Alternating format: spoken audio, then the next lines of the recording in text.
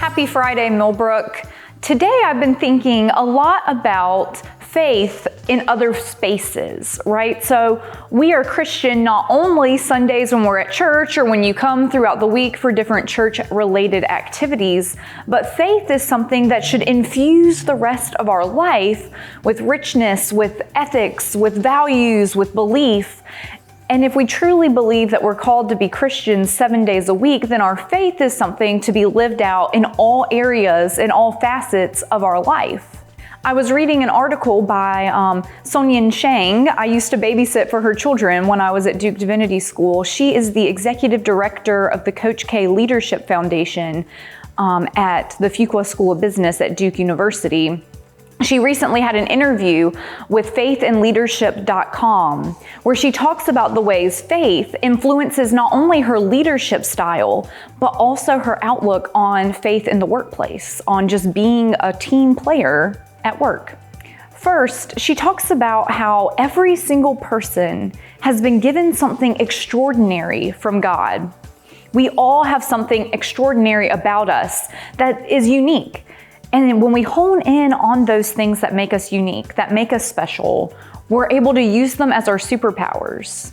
But the thing about superpowers is that we don't always see them, right? Because if it's something we're naturally good at or something we really had to work hard to get good at, we might think, well, this comes easy to everybody, or, well, I worked really hard. This isn't really special about me. I just learned how to do this thing.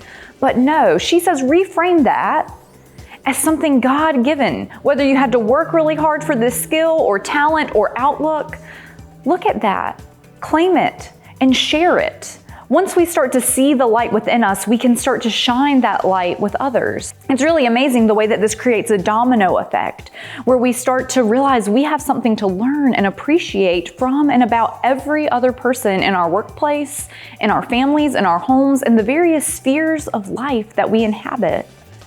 It's amazing. We can go out and create this community of support and encouragement by holding on to these simple beliefs. Another thing she talked about in her interview and in this article is we talk a lot about in the business world this financial capital or our productivity or, the work dynamic.